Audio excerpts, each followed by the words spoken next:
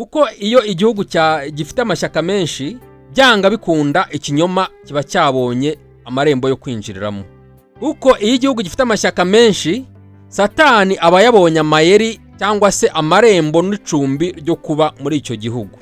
Gorora byose vuba.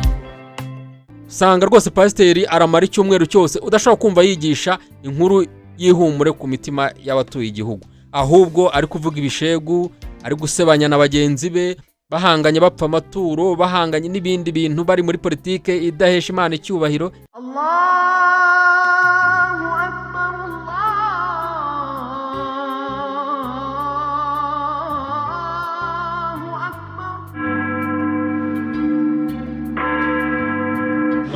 In the name of Jesus Christ. Nkuko Mose yabitubwiye, utazi yavana amenye yajya, nimuze tujye inama. Gorora byose vuba. Gorora byose vuba.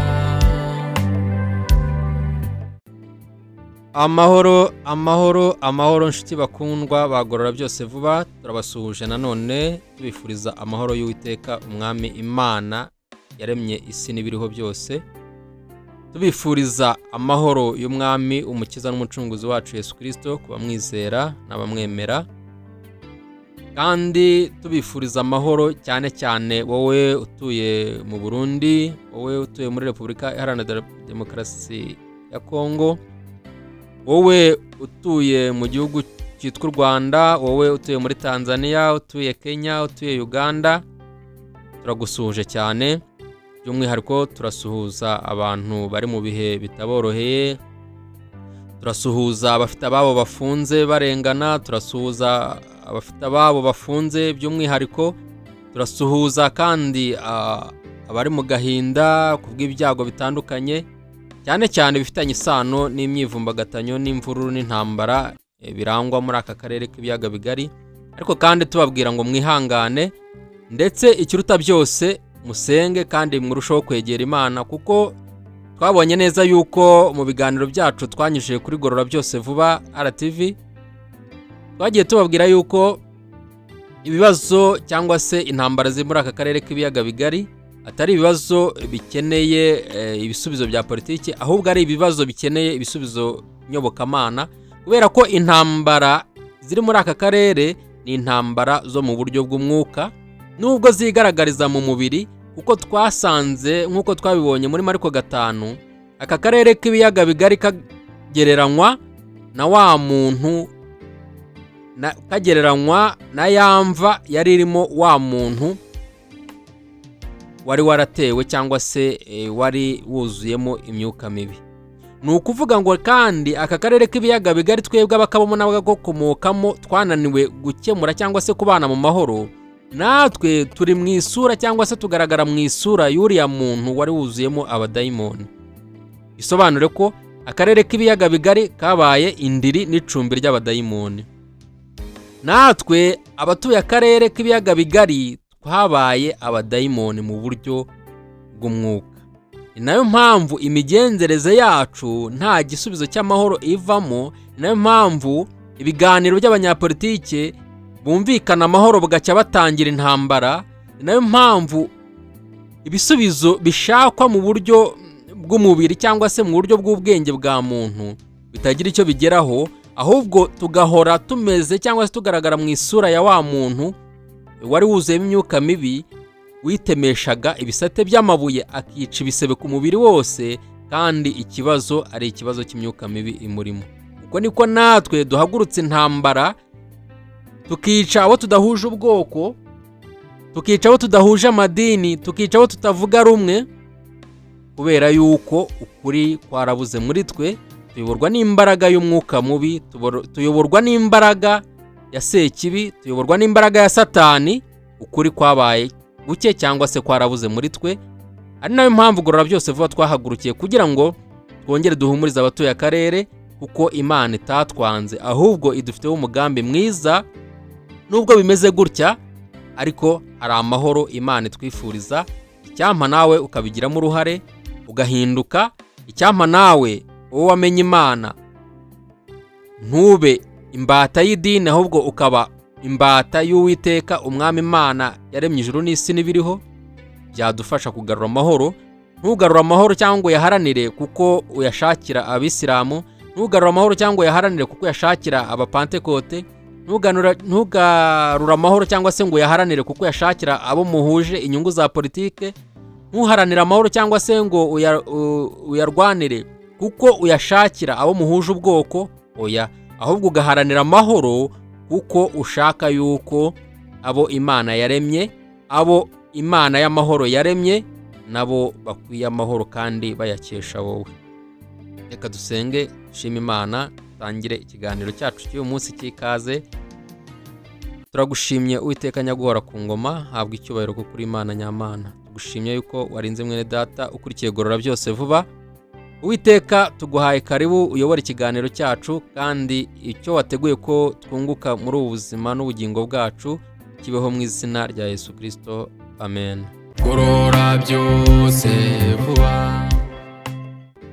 Nshuti mwene data ukurikiye Gorora Byose Vuba, uyu munsi wa none muri iki kiganiro cy'ikaze kuri iyi channel ya Gorora Byose Vuba, Kristo Kizito Kigozi Kayibanda.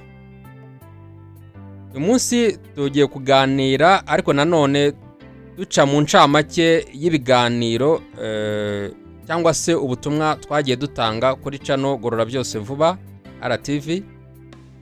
Niba waradukurikiye mu biganiro byose neza, turagushimira mbere na mbere, kandi niba utarabikurikiye wagenda ukabireba ukabyumva, ndetse nawe ugatanga umusanzu w'ibitekerezo byawe ndetse ukabisangiza n'abandi.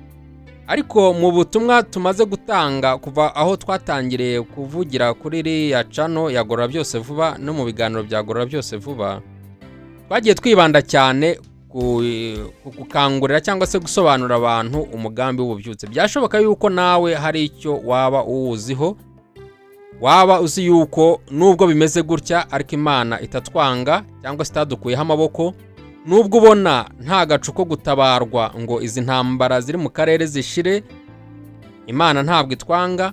Nubwo ubona abantu bari mu buzima bugoranye, abantu bari guhunga, abantu ubukene ari bwinshi, ariko ntabwo ari uko Imana yatwanze. Nubwo ubona abantu bari kwicwa, abaturanyi bawe, abene gihugu mu bihugu biri hano mu karere k'ibiyaga bigari, abantu bakaba bari kwicwa, ntabwo ari uko Imana yatwanze. Nubwo ubona ibintu bimeze gutyo, nubwo ubona wihebye, abana urubyiruko bataye ibyiringiro, ntago baze ejo habo hazaza, bamwe ntago babashije kwiga, abandi ntago babasha kubona icyo bazakora. Ibyo byose mu by'ukuri ni bibi, nta n'uwabishima. Ariko kandi niba koko nk'uko duhora tubivuga, abantu abirabura cyangwa se abatuye akarere k'ibiyaga bigari, uyirebye neza usanga nibura 85% twese tuvuga ko twamenye Imana, udakuyeho uburyo tuyizi cyangwa se twayigishijwe. Ariko muri rusange buri wese avuga yuko yamenye Imana. None ukibaza, Imana imwe tuzi yaremye ijuru n'isi ari Imana y'amahoro, kuki abantu bakomeje kuryana? Kuki abantu dukomeje kugira intambara? Kuki abantu bakomeje kugira urukundo ruke? Mu biganiro byacu twagiye twerekana ahantu uburyo abantu bisanga mu ntambara, zaba ishyamiranyije abantu bivuye ku amacakubiri rimwe na rimwe avuye ku irondakoko, irondakarere, n'irondamadini se, n'ibindi. Ariko ugasanga ibyo byose nk'uko twabibasobanuriye ni amayeri y'umwanzi Satani. Uyu munsi rero n'ubundi turajya kuvuga ku kintu kimeze nk'icyo twagiye tuvugaho mu biganiro byacu byashize, aho twarebye tugasanga yuko nubwo ibibazo biri mu karere ari ikibazo gifite ibisubizo bihishe mu buryo bw'umwuka, ariko kandi byigaragariza mu mubiri nk'uko twabisobanuye, nk'uko bigaragara muri Mariko 5. Kuba rero byigaragariza mu mubiri, ni nayo mpamvu usanga abantu barabuze ibisubizo byabyo, kuko biratangaje kubona umuntu ahaguruka akajya kwica, akajya gukenesha abantu, akajya kubabaza bagenzi be bahuje uruhu, bavuga rumwe, gusa ngo kuko we atabiyumvamo cyangwa se kuko hari inyungu zabo mu bihugu bya kure by'ibihangange bamushyize imbere bakamushuka kugira ngo yirimbure. Na cyane ko twaberetse yuko bigaragara cyane ndetse mu buryo bukomeye habaye nta gikozwe yuko Afurika n'akarere k'ibiyaga bigari by'umwihariko twe ubwacu dushobora kwirimbura, kuko hari abandi bashaka gutura muri ubu butaka bwiza Imana yaduhaye, hari abandi bashaka gutura muri iyi klima nziza Imana yaduhaye, hari abantu barambiwe guhora bifubitse ibikote n'urubura rudashiraho, bashaka kuba ahantu nk'aha heza twe turi. Ariko ibyo byose kugira ngo tuzabashe kubigeraho no kubikumira nuko tubasha kugarukira Imana by'ukuri, abantu bakamenya kubaha Imana no kubaha abo yaremye, kandi tukarangwa n'urukundo. Mu kiganiro cyacu cy'uyu munsi rero tugiye kurebera hamwe ikintu twanavuzeho ubwo twababwiraga yuko aka karere k'ibiyaga bigari ibibazo birimo byose bifite inkomoko ku butaka bwitwa u Rwanda n'Abanyarwanda n'abavuga ikinyarwanda. Ubaye utarabyumvise wajya wenda ntituri buvuge byose, ariko tutagenda dukomozaho. Ubu akarere k'ibiyaga bigari cyane cyane mu burasirazuba bwa Kongo harimo intambara y'abahagurutse bavuga ko bari kurwanira uburenganzira bw'abavuga ikinyarwanda bo mu bwoko bw'Abatutsi. Ni ukuvuga ngo aya makimbirane twarabisobanuye, tubereka yuko aya makimbirane akomoka mu Rwanda, kandi aya makimbirane nayo ari aya kera atari ay'ubu, ahubwo yakomoka muri cya gihe cyo guhanga u Rwanda, ubwo abami gakondo bishwe bagakorerwa ubwicanyi ndengakamere bwo kubarimbura n'ingoma y'Abanyiginya yimitse ubwami bw'ingoma Karinga y'Abanyiginya. Kandi ibyo ngibyo birakomeza biza kubyara ingengabitekerezo ebyiri twavuzeho, ari nazo tuvuga yuko ari ingengabitekerezo zigiye koreka akarere, ingengabitekerezo ya Runari n'ingengabitekerezo ya Parmehutu, zaje gukomeza uyu munsi wa none zikaba zikomeza guhembera urwango mu bene bihugu cyangwa se mu bene gihugu ndetse no muri aka karere, kuko ubu ngubu intambara yavuye mu Rwanda cyangwa se imyiryane yavuye mu Rwanda iri kugenda ifata akarere kose. Bityo rero tukabona yuko hari bimwe mu ngamba zikwiye gukorwa zitari zo mu buryo bwa politiki, ahubwo zo mu buryo nyobokamana. Nk'urugero, ikintu cy'amashyaka menshi ni ikintu tutahwemye kubabwira muri Gorora Byose vuba yuko ari ikintu ari umutego mubi cyane Abanyafurika turi kugwamo, by'umwihariko abatuye aka karere. Amashyaka menshi nta hantu hamwe ku isi igeze azana amahoro. Amashyaka menshi nta hantu na hamwe igeze azana igisubizo cy'amahoro arambye.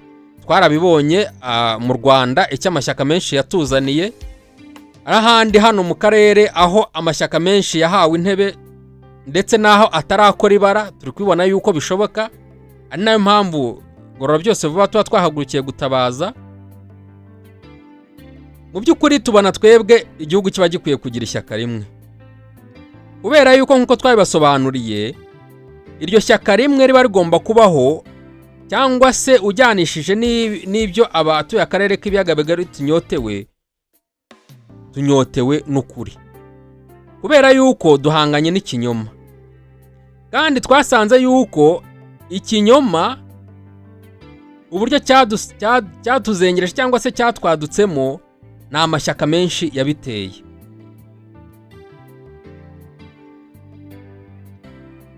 Uko iyo igihugu gifite amashyaka menshi, byanga bikunda ikinyoma kiba cyabonye amarembo yo kwinjiriramo. Uko iyo igihugu gifite amashyaka menshi, Satani aba yabonye amayeri cyangwa se amarembo n'icumbi ryo kuba muri icyo gihugu. Kubera yuko amashyaka menshi mu gihugu arahangana, icyo nicyo cya mbere. Kandi iyo amashyaka arimo guhangana, ukuri guhita kwicwa cyangwa se ukuri kukaburirwa irengero cyangwa se ukuri kukanegwa. kuko buri shyaka aho guharanira ukuri ryitegereza ikintu ryakora kugira ngo iryo shyaka ribone cyangwa se ryamamare cyangwa se ritorwe, kabone n'icyo kintu cyaba ari kibi cyangwa se ari ikizira. Ariko kubera yuko iryo shyaka riba riharanira guhangana, ni ukuvuga ngo mu buryo bwo aribwo bwose riba rishobora gukora igishoboka cyose kugira ngo rigere ku cyo byifuza. Urugero, tuvuge nk'uyu munsi ngewe nshinze ishyaka, nifuza ko nzafata ubutegetsi mu myaka 5, ngatangira gushaka abayoboke, ariko kubera yuko wenda abayoboke rimwe na rimwe baba bataboneka, ntangira gushaka uburyo higisha urubyiruko cyangwa se n'abene gihugu, nkatangira kubigisha ibintu biborohereza mu buzima. Nk'ubu dufate nk'urugero, iki gihe urubyiruko rurihebye, nkatangira kubumvisha ko bagomba kujya banywa ibiyobyabwenge bagakuramo inda. Donc bya bintu byari ibizira byashoboraga gutuma urubyiruko cyangwa se abantu benshi bibabangamira, kubera yuko ubuzima barimo cyangwa se igihe tugezemo, bigatuma ibyo bintu ngewe mberetse yuko mbiborohereje, amategeko bagombaga kwica ngewe nsa nk'uregeje nkayaborohereza, bituma bankunda. Iyo woreje urubyiruko cyangwa se abene gihugu kavuga uti ubutinganyi buremewe, ngewe ibi byose nta kibazo ndabibemereye. Nyamara ariko ibyo ngibyo nubwo mbibemera nkaya mbabwira ko ari byiza, nubwo nge mba nzi ko ari bibi, kugira gusa ngo mbone umubare w'abantu benshi banyumva batari uko bankunze, ahubwo banyumvishije kuko ngewe hari ibibi byabo ndi gushyigikira, cyangwa se hari uburyo ndi kuborohereza ubuzima buyobowe n'ikinyoma. Kabone nubwo ibyo byaba bizaba ari imbura, ariko ngewe mba ndi koroshya ubuzima bwabo kandi mboroshya mu buryo bubi, kugira ngo mbone ubwo nigerera kuri cya kintu ngewe ndarikiye aribwo butegetsi. Mwitegereze wenda nk'ukuntu kubera amashyari ari kurangwa mu bantu cyangwa se mu banyapolitike n'abanyarwanda muri rusange, urebe ukuntu abantu bahora bahanganye ku buryo usanga umunyapolitiki yahagurutse barafunga, umuntu uzanye ibitekerezo bidahuye n'ibyawe ugafunga. Ibyo byose bigenda bikomeza kugenda bikura, ukuri nako no mu madini n'amatorero y'uyu munsi wa none uri gusanga hagezemo intambara. Ubu ntago abapasiteri bagihangayikishwa no kwigisha, ndavuga benshi, ariko harimo ababikora neza, Imana baha umugisha.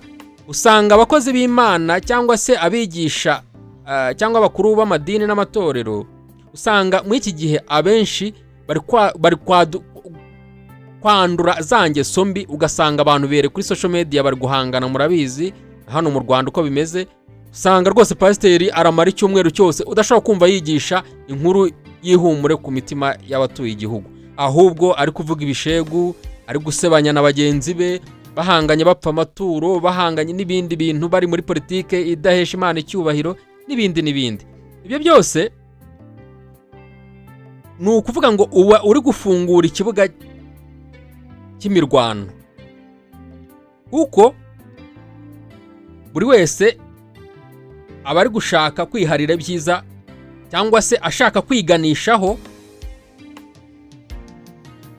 mu buryo bumwe cyangwa ubundi, yirundaho ibyo ashaka cyangwa se ibyo ararikiye kubw'inyungu z'ikinyoma, kubera ko abantu bamaze kubona yuko ukuri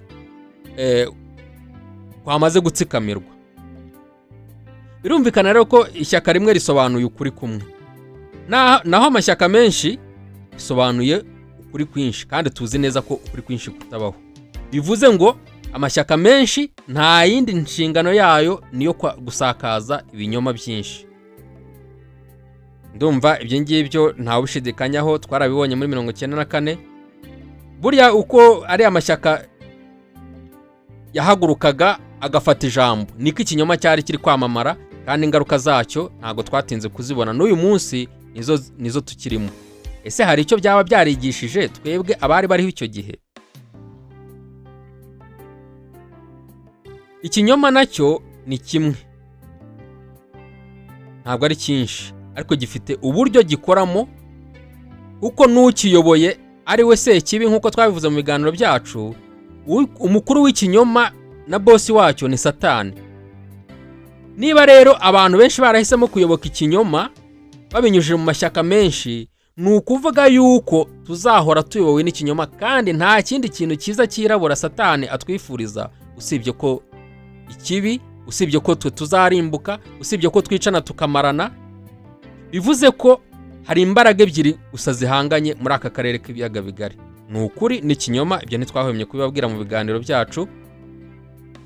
Undi muntu wese uzakubwira ngo dushake ukundi kuri azaba kubeshye, kubera yuko ukuri ni kumwe, kandi ukuri guhuza abaguhuriyeho, ntabwo ukuri gutandukanya abaguhuriyeho nk'ibyo turi kubona.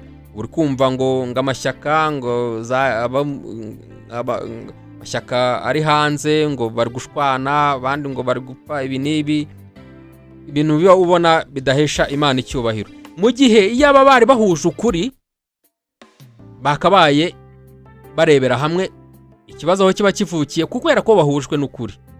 Niba hari uwakosheje, abantu bakareba icyakorwa kugira ngo bagikosore, cyangwa se nabo batavuga rumwe nabo ku butegetsi buriho, nabo kubera ko nabo baba baharanira ukuri koko, bakavuga bati okay, hari ibyo tubona mu tudahuje cyangwa se tutemeranywaho namwe, ariko noneho muze tuganire. Rero kubera yuko bose baba baharanira ikinyoma, nta wabasha guhura n'undi, kuko twabonye yuko Yesu yatubwiye yuko ubwami bwa Satani butashobora kwisenya. Ntabwo rero ubwami bw'ikinyoma bushobora kwisenya, kuko baramutse baharaniye ukuri baba bari gusenya ubwami bw'uwo bakorera. Ni ukuvuga ko intambara akarere karimo ni intambara yo kumenya ukuri, gusobanukirwa ukuri, kwamamaza ukuri no kwimika ukuri, ku buryo ikintu cyitwa ikinyoma niyo cyaba ikinyoma giturutse mu nguni izo arizo zose, cyangwa se mu buryo bwa bwose, cyangwa n'umuntu wari wese cyabura amarembo cyinjiriramo mu batuye akarere k'ibiyaga bigari. Ikinyoma kimaze igihe kinini kimonogoza mugani wa barafinda. Ikinyoma kimaze igihe kinini kizengereza akarere, ndetse ubaho bihe bigeze, tugeze ahantu habi cyane. Mujya mubyumva Minisiteri ushinzwe ubumwe bw'Abanyarwanda avuga yuko ibibazo biri mu gihugu bikomeye, ko ubumwe n'ubwiyunge buri kugenda burushaho kuba bubi. Ni ukuvuga ngo ni impamvu nuko twafashe ikinyoma tugashaka kucyemeza nk'aho ari ukuri, nyamara tubizi neza ko ibyo turi kuvuga ko ari ukuri ari ikinyoma. Nta wundi musaruro rero uzavamo usibye ibyo ngibyo tuba tubona nyine. Niyo mpamvu Gorora Byose Vuba muri kiganiro cy'ikaze tugiye gutangira kujya dufasha tukaganira mu buryo bwimbitse, tugafatanya nawe wowe udukurikiye. Niba nawe ufite umuhamagaro wo kuba twafatanya gucukumbura neza ikibazo kiri mu karere k'ibiyaga bigari, tuguhaye karibu, tukaganira turebera hamwe icyakorwa n'ukuntu ibisubizo nyobokamana ari byo bishobora kuramira aka karere, n'ukuntu ibisubizo nyobokamana ari byo byonyine bihishe ukuri, kandi uko kuri Yesu yavuze yuko nitukumenya ariko kuzatubohora. Ntabwo rero twabohorwa n'ikinyoma kandi aricyo kituboshye. Nayo mpamvu nsaba umuntu wari wese, baba abanyapolitike, baba abihaye Imana, yuko duhagurukira kwishakamo ukuri no kuguharanira, kandi nta kindi cyabidushoboza usibye kubaha Uwiteka Umwami Imana ihoraho yaremye ijuru n'isi n'ibiriho byose. Reka dushime Imana, naho ubutaha mu kiganiro cyacu cy'ubutaha. Turagushimye Uwiteka Mwami Imana yacu, turagushimye wowe ugira neza, izina ryawe nirihabwe icyubahiro. Wakoze rero ko warinze bene data, ukarinda Mwami Imana buri wese ukurikiye Gorora Byose Vuba. Ndamwingingiye kugira ngo ukomeze kumuha umugisha kandi umwagure ndetse umuha imbaraga. Akarere k'ibiyaga bigari kugarijwe n'ibibazo by'intambara n'amahoro make, turinginze Mwami Imana kugira ngo utworohereze kandi ureme amahoro yawe mu karere k'ibiyaga bigari no mu mitima y'abagatuye n'abagakomokamo, ndetse isi yose Mwami Imana nk'uko wabidusezeranyije. Mwami Imana ndingize kugira ngo umucyo n'amahoro yawe bisendere mu mitima y'abakomoka mu karere k'ibiyaga bigari, ndetse Uwiteka natwe tuzaba abahamya bo guhamiriza isi yuko hari aho wadukuye n'aho watugejeje. byose bizabeho umugambi wawe mwiza w'ububyutse muri aka karere k'ibiyaga bigari. Tubisabye dushima mu izina rya Yesu Kristo, amen. Gorora byose